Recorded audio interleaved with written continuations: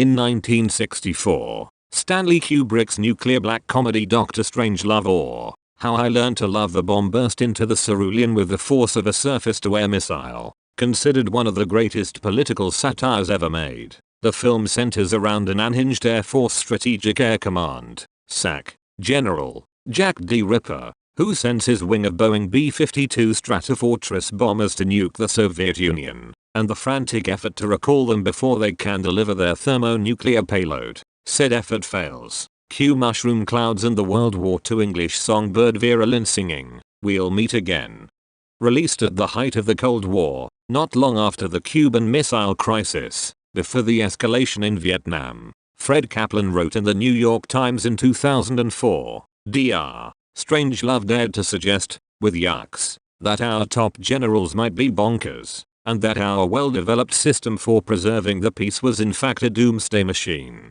At the time of the film, the country's relatively young armada of 700-odd B-52s were the fulcrum of that doomsday machine. SAC kept 1/3 of the fleet on quick reaction ground alert, ready to fly to designated targets within the USSR within 15 minutes, during times of increased tension, as during the 1962 Cuban Missile Crisis. A number of other stratofortresses were on airborne alert, ready to launch an immediate retaliatory blow against the USSR if necessary, like Ripper's bomber wing in Strangelove.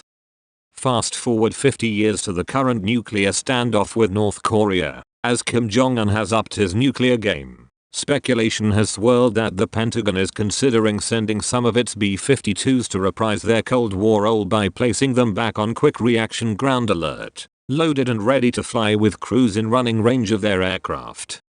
That order has not been given, U.S. Air Force Chief of Staff General David Goldfein emphasized in October, after a tour he conducted of his Barksdale Air Force Base fleet of buffs, short for big ugly fat fellas or big ugly fat fuckers, depending on your French, as the lumbering swept-wing aircraft are known. The Air Force did note that the base's alert facility was being updated in case the order does come down from Air Force Global Strike Command. Meanwhile, in a conspicuous show of force seemingly designed to irk the North Korean leader, last week the Air Force deployed 6 nuclear-capable B-52Hs to Andersen Air Base in Guam, the same base from which earlier incarnation buffs flew bombing missions against North Vietnam 50 years ago. According to the Air Force, the surprise move was part of the US military's effort to maintain a continuous bomber presence in the Pacific. At the same time, other B-52Hs based in Qatar armed with conventional laser-guided bombs are flying troop control missions against the Taliban in Afghanistan. Yet what is truly extraordinary about this spectacle of bomber power is that the Strangelove-era aircrafts are flying at all, no less still on the front lines of American defense. To virtually everyone's surprise, the Air Force's workhorse bomber of the 1960s has turned out to be one of the most durable and versatile aircraft ever designed. At the same time, some military experts say, the fact that the B-52 is still needed to fill out the Air Force's bomber lineup highlights the Pentagon's Byzantine and effective system for advanced weapons procurement. If the Air Force still has need of a Cold War-era bomber to fill out its lineup against North Korea, or any another adversary, they say, then it must be doing something wrong. Personally speaking, I don't think that the alert will actually place, says Michael O'Hanlon, senior fellow and military analyst at Brookings Institution. The real news here, O'Hanlon emphasizes, is that an aircraft which first entered active service nearly 3/4 of a century ago is still flying, as well as playing a significant role in US defense, even if its mission is different from the one it was designed for. I just think that's stunning. In November 1945, 3 months after the end of World War II, the Pentagon issued performance characteristics for a new 5-crew strategic bomber capable of flying long enough distances that it would not have to rely on intermediate-range bases controlled by other countries. The projected aircraft, which eventually became the B-52, would complement the Air Force's other new long-range bomber, the B-47 strategic turbojet. The B-47 had a range of 4,000 miles, roughly the distance for a bomber to fly one way from the US to Russia. The B-52's projected range of 8,800 miles would allow our bomber to perform the same mission and return without refueling. Overseeing the process was Deputy Chief of Air Staff for Research and Development Curtis LeMay, then the country's most famous, or infamous, depending on how one looked at it, Air General Irenas LeMay, as the no-nonsense, cigar-chomping general was known to his men, was perhaps best known for setting Tokyo on fire with his incendiary, laden B-29s at the end of the World War II. He was also the most prominent member of the so-called bomber mafia, a group of military men who believed that long-range heavy bombers in sufficient numbers were capable of winning wars, with the infantry and navy playing supporting roles, a concept also known as strategic air power. LeMay, who also won plaudits for overseeing the 1947 Berlin airlift, was intent on carrying the strategic air power mantra forward into the new era of nuclear war and confrontation with the Soviet Union. He expected the new super bomber under development, the B-52, as well as its sister craft, the B-47, to be the vessels for realizing that vision. As Deputy Air Force Chief, he expedited the process for procuring and manufacturing the B-52, including awarding the contract to build the aircraft to Boeing. Though hardly the most elegant aircraft ever designed, hence its nickname, the powerful 8-turbojet engine, 160 foot long, 185 foot wide, same as a football field, behemoth of the air, which featured the same swept-wing design as its sleeker, less powerful sister, the B-47, with the stuff of a long-distance bombardier's, or bomber general's, dream. In 1948, LeMay's dream of heading the elite strike force of the nuclear age came true when he became commander of the newly created Strategic Air Command, SAC, the Air Force Bomber Command responsible for executing the Eisenhower administration's new defense policy of massive retaliation. According to that policy, the Soviet Union, which had also acquired its own smaller, but potent nuclear arsenal, would be deterred from using it by the threat of an all-out nuclear response by the US spearheaded by SAC's growing armada of strategic bombers.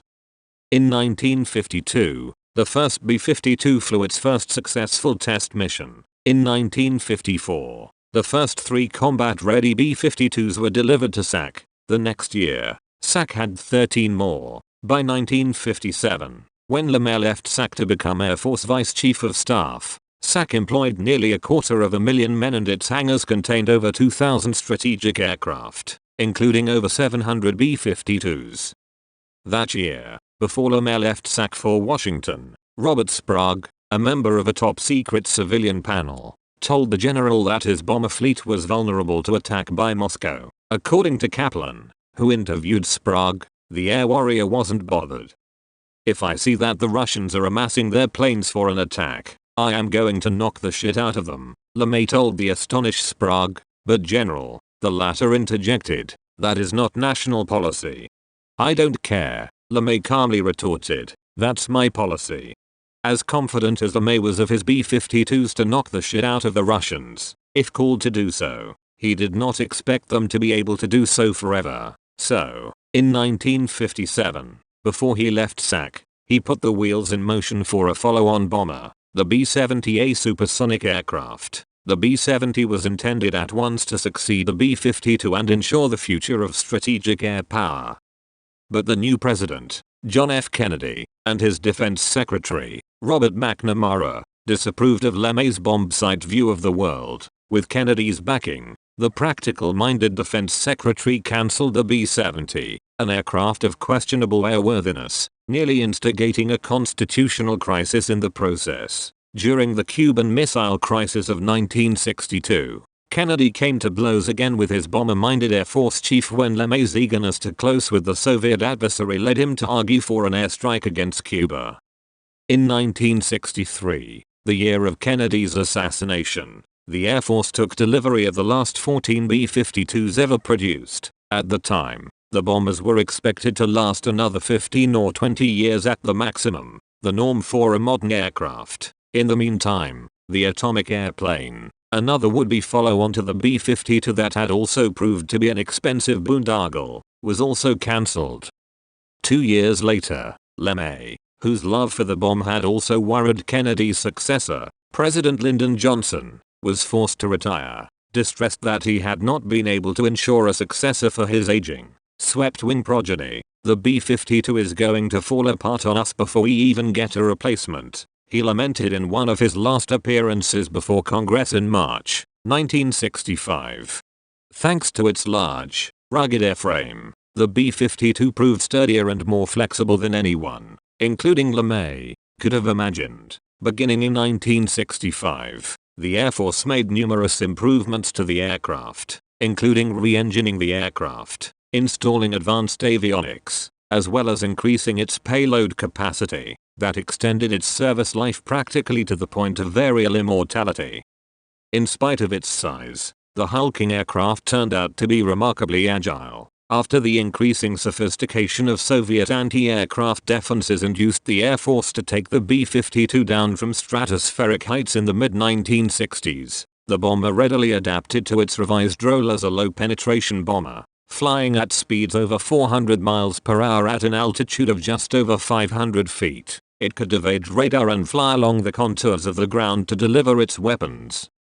In the meantime, thanks to so-called big belly modifications that increased the B-52's bombing capability, the plane played a major role in the air war over both North and South Vietnam. In the North, the planes participated in a series of pulverizing raids against the cities of Hanoi and Haiphong. The raids, the first and only instance in which the stratofortresses engaged in active aerial combat, were not without cost. Some 24 of the surviving bombers were shot down, with a loss of several dozen crewmen killed or captured. Nevertheless, the sorties, ordered by President Richard Nixon, were unquestionably a factor in inducing the North Vietnamese to come to the negotiating table in Paris in January 1973.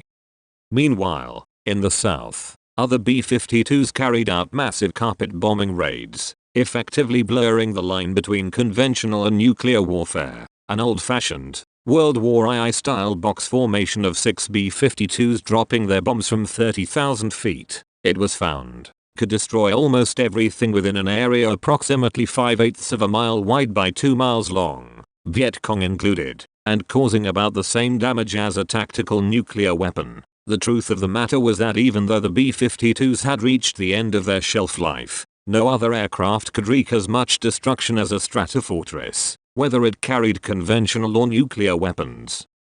During the 1970s and 1980s, the B-52s reverted to their prior role as part of the third leg of the US nuclear triad, alongside America's land-based ballistic missiles and submarine-launched ballistic missiles. The remaining 200 or so B-52s were supposed to be replaced by the B-1 supersonic bomber in the 1980s. However, once again the Pentagon's plan for a successor aircraft was undone because of the exorbitant cost of its replacement. So instead of the originally envisioned fleet of several hundred B-1s, only 100 were built, enough to supplant some but not all of the surviving B-52s. Meanwhile, the stratofortresses were modified to carry cruise nuclear missiles, as well as other standoff ordnance which could be fired at a faraway target while the aircraft stood off from their terrestrial objectives.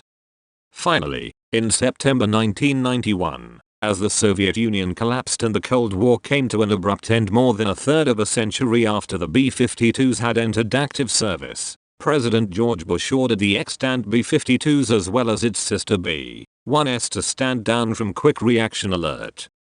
But there was a new challenge. After Saddam Hussein invaded Kuwait, the venerable aircraft was once again pressed into service in a tactical role as part of Operation Desert Storm. B-52s flew more than 1,600 sorties and delivered 40% of the total ordnance dropped by coalition forces during the short, decisive conflict. The low-level strikes, in which hundreds of 750-pound Daisy Cutter bombs were dropped over small areas, similar to what happened in Vietnam, had a major demoralizing effect on Iraqi troops. After the initial strikes, the terrifying sight and sound of a flock of B-52s approaching was sufficient to induce thousands of Iraqi soldiers to surrender.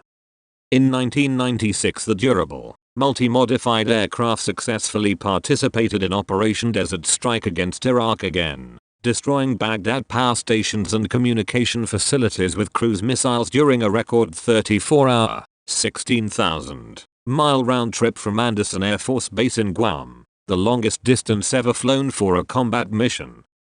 3 years later, B-52s took part in the NATO bombing campaign against Yugoslavia, helping to destroy bridges and industrial plants and other infrastructure sites, while also adding to the considerable military and civilian casualties on the ground.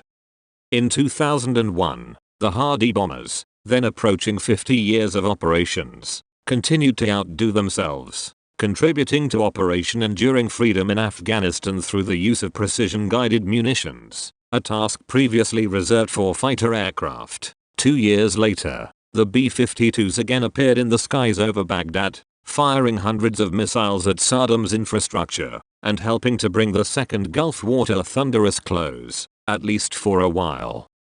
In the meantime, once again, the cost-related delay in getting the designated successor bomber craft onto full production, in this case, the B-21 long-range stealth bomber, forced the Air Force to continue to use its aging B-52s. Amazingly, current plans are for the remaining Stratofortresses to serve into the 2040s, or nearly a century after they were rolled out. Meanwhile, at Barksdale Air Force Base in Louisiana, where most of the 75 remaining bombers are based, some B-52 pilots are grandsons of LeMay's original SAC men.